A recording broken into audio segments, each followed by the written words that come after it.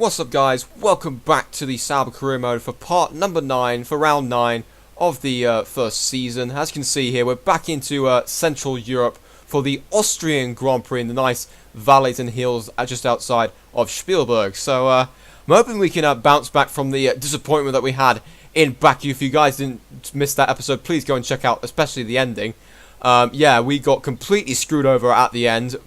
Basically what happened to Lance Stroll, but it was a much more of a heartbreaking thing because it meant the difference between ourselves getting a point and us not getting a point. So let's hope we can bounce back for this Grand Prix and see if we can get some more points. The fact that Manor were able to score points at this particular race last year has got to give us some confidence in some confidence to get some points on the board. So without further ado, let's get into practice.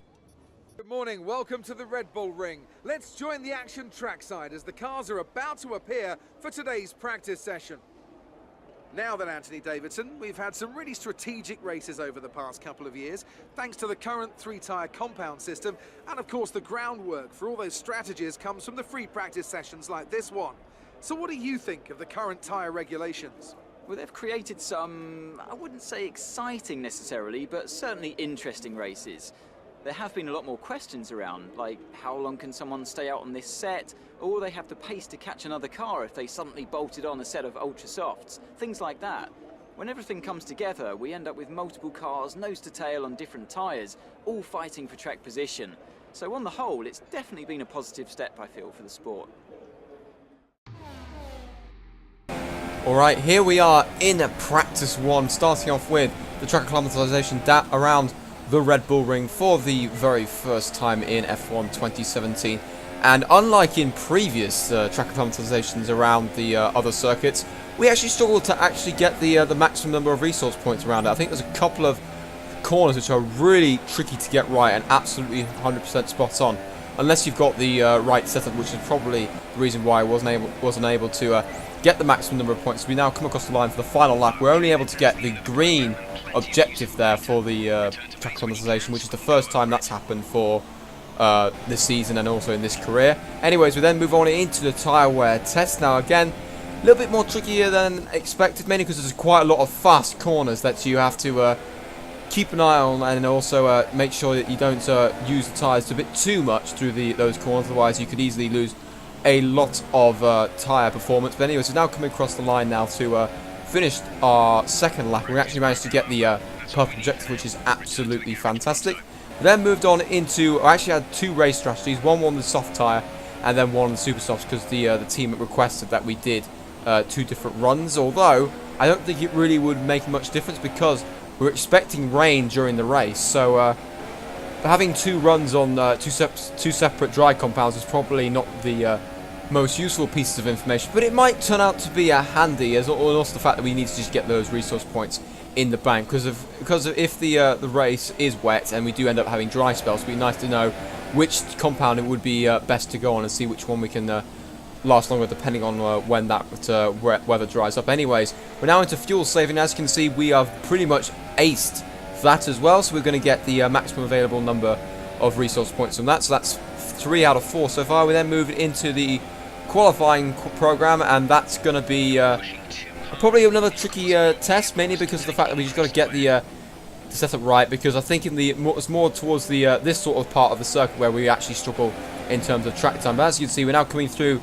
the final corner now. We are up on the main lap time as we now come across the line right about now. We do manage to get the maximum number of resource points available, so it's 4 out of 5 practice programs that we managed to get in the purple zone and got all the team objectives in as well.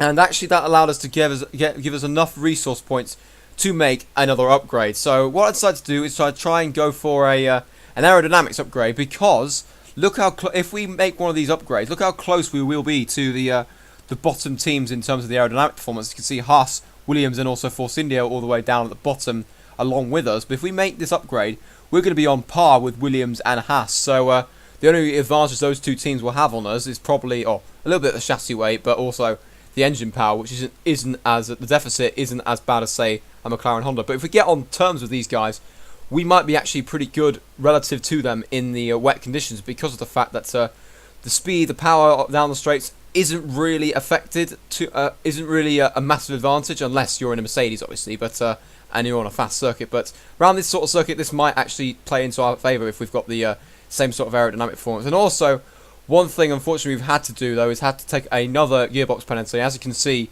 we've got 76% wear on the second gearbox here, so it's probably another area we need to look into and try and improve the gearbox wear for the future, because I don't want to be taking any more of these penalties for the rest of the year, in fact the rest of the career, but we just have to wait and see on that front. So we are going to be taking a 5-place penalty here at this particular Grand Prix, but I'm hoping, because we've got some good pace and the fact that the weather is expected to be bad, and we haven't had a wet race so far this in this career mode, so we'll have to wait and see how good we are in the wet conditions. But I'm quietly confident if we can get a good qualifying position and then move up the grid. But without further ado, let's get into qualifying. Thanks for joining us on this Saturday afternoon, where qualifying is about to start here in Austria. So sit back and enjoy the afternoon session.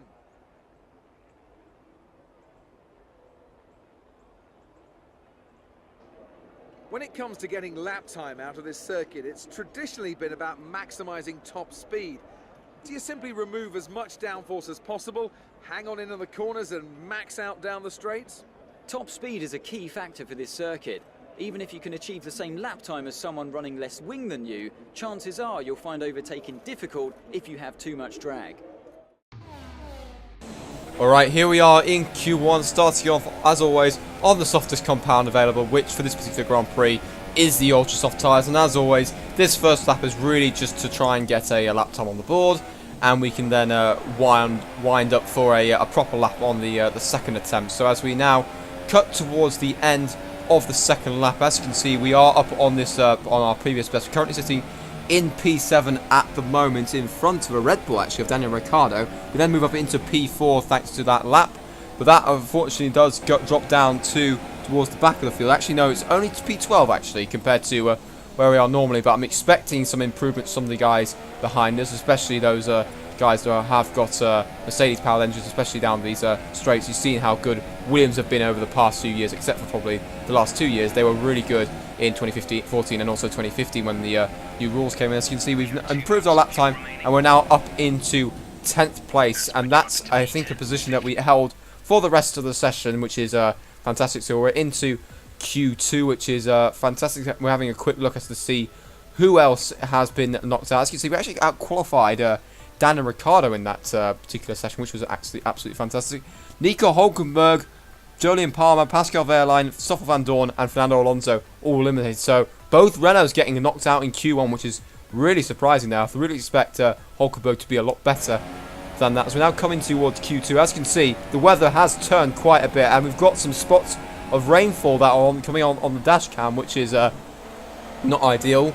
And it looks as if we might be under threat in terms of our performance, because I think the AI have a little bit more of a performance advantage in the changeable conditions. It seems to me that they seem to have a little bit more grip than I do, and unfortunately this was the lap one. This is the only lap time we were able to get onto the board before the weather gets worse and the track conditions get worse. So unfortunately for us, that means that we're actually out of Q2 already at this very early stage. But fortunately for us, we are not last, which is we weren't last in the session, so that means we won't be last overall on track, which is I guess it's one of those things, but because of our gearbox penalty. But we'll still be starting from the back row. It's a bit disappointing that the weather decided to come a little bit earlier than I expected in terms of the session, which was frustrating. But it's one of those things. We just got to learn from it, and we just got to get our heads down and see if we can bounce back in the race. So without further ado, let's get into that.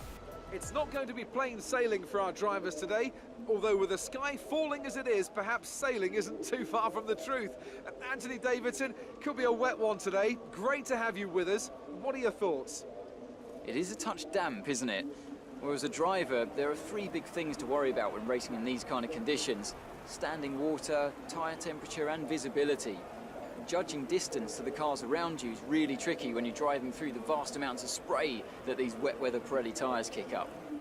We're almost ready to go then, and this is what the starting grid looks like for today's race. Kimi Raikkonen's perfect lap yesterday sees him start from pole position, with Sebastian Vettel starting alongside. Looking down the rest of the grid, we have Bottas, Ricciardo, Max Verstappen and Perez, Grosjean, Massa, Stroll and Esteban Ocon, Hamilton, Sainz, Kevin Magnussen and Kvyat, Hülkenberg, Palmer, Pascal Wehrlein and Stoffel van Dorn. A Sauber and Fernando Alonso starts from the back of the grid. And now it's time to head down to the track. Okay, be wary of the cars ahead braking suddenly into one. We could ruin our race if we hit them. Good luck. Thank you, Jeff. I think you're going to need it in this one, particularly as as you can see, the weather looks incredibly crazy. As you can see, we're starting off with light rain, then going to dry, and then light rain again before turning into heavy rain, and then finally ending up at light rain. So the race strategy really has nothing to do with it except for the fuel load. But we just have to be. It's going to be one of those races where you have to be on the right tyres at the right time, and you're going to profit massively from that. So we've got to try and read the conditions as best we possibly can and try and take advantage of that. Mainly because of the fact that we've got nothing to lose, starting from the back from the back row. We can possibly take advantage of a couple of drivers with mistakes, and also the fact that some drivers don't like to queue in this particular game to change from wet weather tyres to dry tyres, and vice versa. So we might be able to make up a couple of places from that, but also we need to make the good decisions when it comes to when those tyre changes should happen. So without further ado, now we're at the end of the formation lap. Let's get into the race.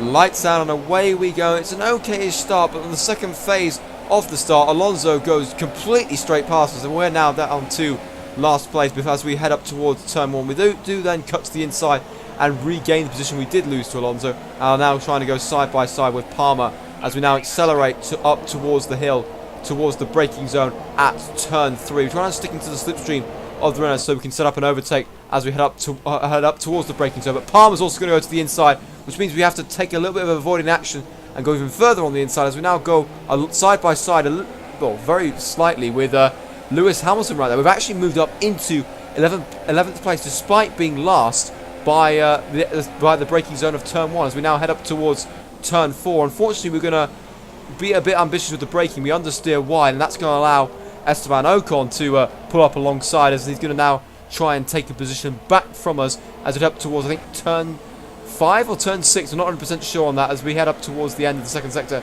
we're able to fend off Ocon, and he's actually lost the position to Kvyat as well. We now cut to the start of lap 2.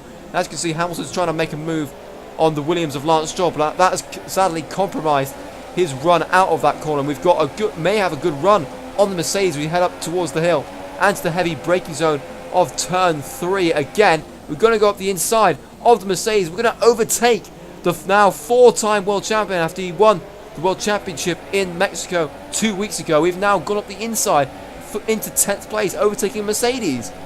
It's unreal. This race has already been crazy. We're already up into the points after just 2 laps, and one of those overtakes involved overtaking the now world champion, and also in the guy that's in the arguably the fastest car that is currently on the grid in the game. So it won't be too long though before he starts to catch up to us. We now come towards the end of lap 2, and Lance Stroll's engine has let go and he is now out of the race. So we now start lap 3, and that's going to trigger a safety car, which could have some implications as to what happens with regards to strategy, because of the rain stopping very, very soon after this little small batch of light rain, as you saw earlier on the weather map prior to us starting the race. We now cut towards the end of lap 4. The safety car was only out for a couple of laps, and unfortunately the rain didn't stop, so unfortunately we're not able to pit in for dry tyres. I think it's a bit too soon to go on to those dry tyres, so we're going to stay out and try and stick with Grosjean, who is the next car in front of us, and also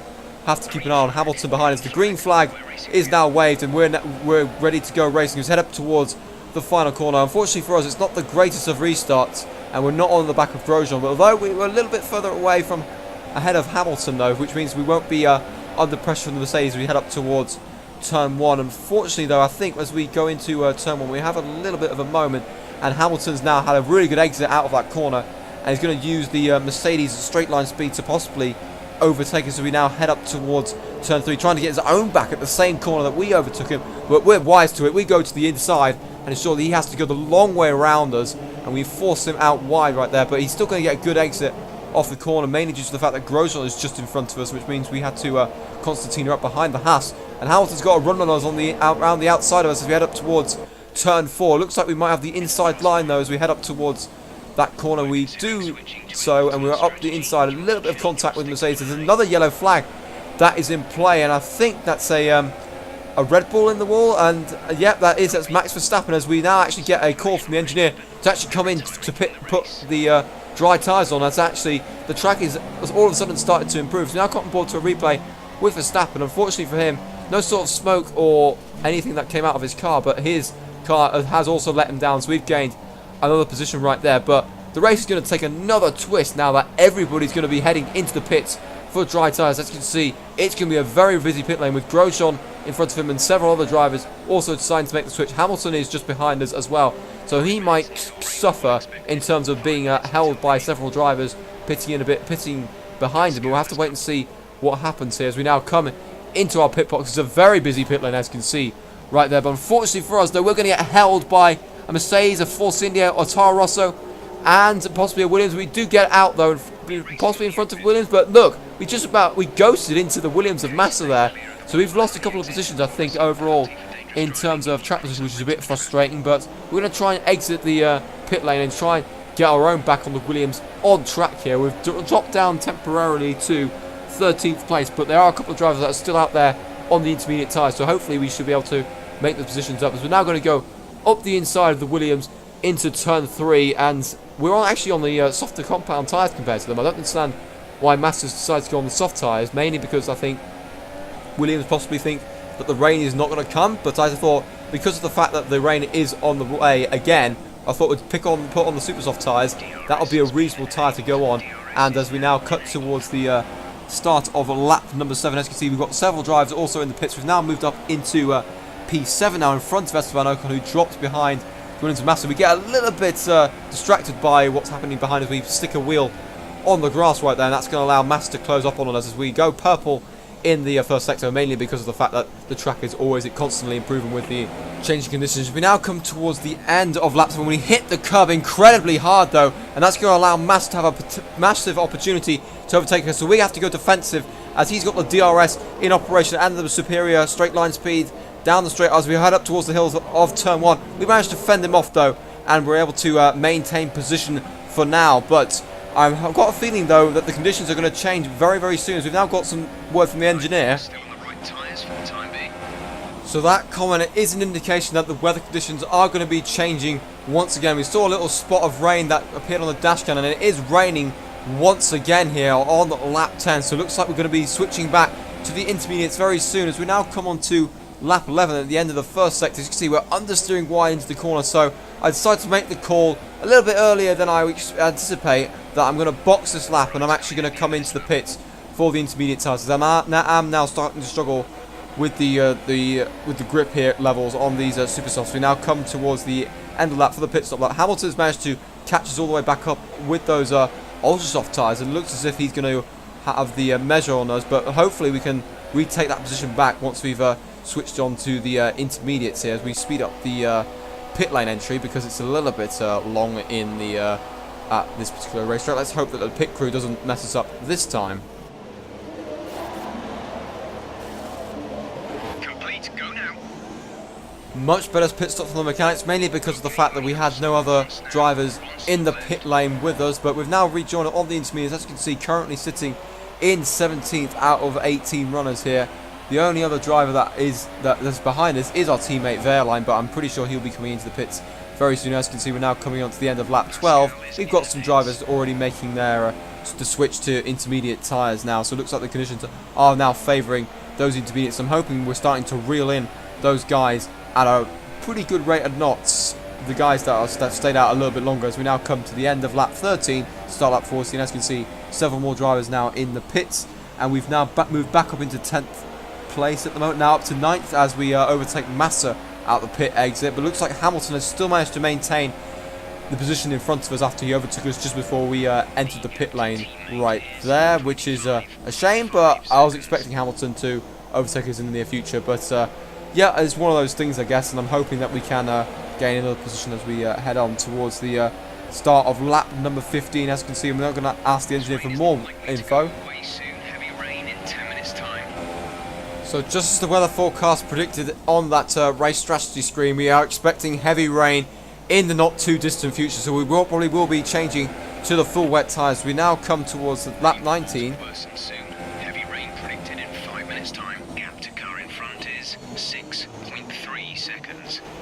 So with 5 minutes to go before the heavy rain hits, looks like we've got maybe 2 or 3 more laps before the crossover point between intermediates and full wet tyres will be applicable. As we now come on to lap 23, as the track is a lot wetter than it was in previous laps, and Verland's actually gone into the pits now, and that is the crossover time to go and switch onto the full wet. So you can see it's a lake now down towards this towards turn 4, so we're understeering a little bit wide with these intermediates. We need a little bit more grip, so we are going to come in on this lap for the full wet tyres. I think Massa behind us is also in. Let's hope we don't get held here, but we'll have to wait and see as we now come in towards our pits box. That's the Fiat, I think, exiting the pits right there. But it looks like the mechanics aren't ready for us for some reason. I don't know why they're not ready, and it looks like we are going to lose out and lose a position to Massa, which is really frustrating there. If they are still waiting for the fact that Verland had just pitted, it was half a lap ago. I don't understand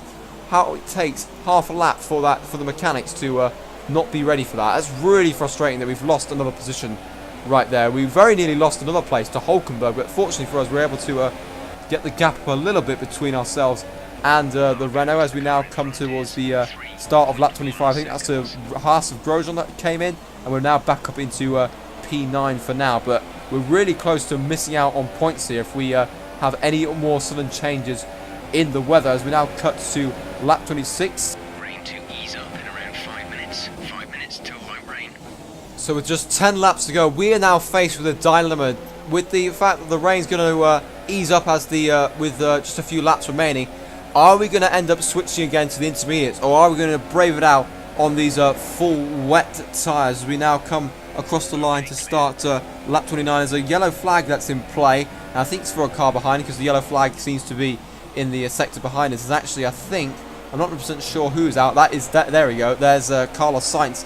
He is out of the race, which is a shame for him. I think he was just on the outskirts of the points, which is a shame for him. As you can see, we're now coming towards the end of lap 32. The track is drying up a little bit. It's now under light rain conditions, and I'm not 100% sure whether to come in or not, because the engineer is now asking us to possibly make the switch to intermediates, but I'm deciding I'm going to stay out and try and brave it on these full wet tyres for the last 4 laps here, because I don't think, or it depends on what actually happens behind us, but I think we may have enough in our hands to actually maintain positions. We now come towards the end of lap number 32. We've got a pretty decent gap between ourselves and Hulkenberg, who actually, I think, is going into the pit lane for the intermediate tyres. The engineer is again on the radio asking us to make the switch to intermediates possibly, and again I'm going to say no, because of the fact that we've probably missed the cut-off point, because if we do come in now, we're going to lose out to the likes of Hulkenberg, etc., that have made the change to intermediates. So we're committed to this strategy, but it's going to cost a little bit more time on track. As you can see, the wet tyres are starting to heat up quite dramatically, especially through these fast corners, as you can see, heading up towards the 90-degree mark, 100 degrees on the front right there. So yeah, it's been having to try and nurse these tyres towards the end of the race. And actually, it was the best strategy to actually stay out on track here, as we now come towards the final few corners here. We've just about managed to get these tyres to last to the end of the race. If it was a couple more laps, we would have been in trouble with the guys in the intermediates. We're going to come home in a pretty good 9th place. That's the end of the race. We'll see you in Parc Fermé.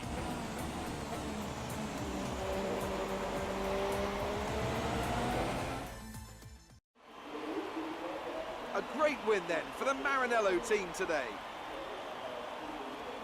So here they come now, out onto the podium. Wherever you go, anywhere in the world, the prancing horse flags are dominant in the grandstands, and they're out in force again today. It's Ferrari on the top step once more.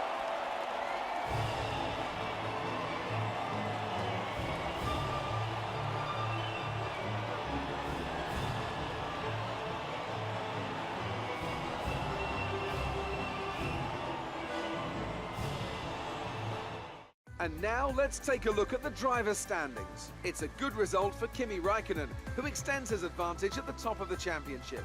Moving on to the driver of the day then. Anthony Davidson, who would you go for? From my point of view, it would have to be the Sauber driver. Look at where they finished compared to where they started. It's not easy to cut through the field like that in Formula One, so it was a great effort. And here's how things are shaping up in the Constructors' Championship. Ferrari extend their lead at the top of the championship. That's it for today's Grand Prix, and from Ant and I, it's goodbye, and see you again next time. So confirmation of the results in the Austrian Grand Prix. 1-2 for Finland, with Raikkonen ahead of Bottas, Vettel in 3rd, Ricciardo 4th, Hamilton recovering to 5th, Perez in 6th, Kvyat in 7th, Massa in 8th, myself in 9th, and Magnussen picking up the final point in 10th. Interestingly, all the guys that came in for those intermediates, they all ended up a one lap down, so regardless of what would have happened, the lowest we could have dropped was going to be 10th place. So we made the right decision there by staying out on those full wets. With as you can see near the bottom, unfortunately Wehrlein was the last of the runners with 3 retirements in the race. As we now cut to the Drivers' Championship, Raikkonen continues to extend his unbelievable margin that he has at the top of the standings, with Bottas now moving in front of his teammate following his 2nd place finish today. Massa moving in front of Ocon after scoring some points at the expense, with the Frenchman failing to score.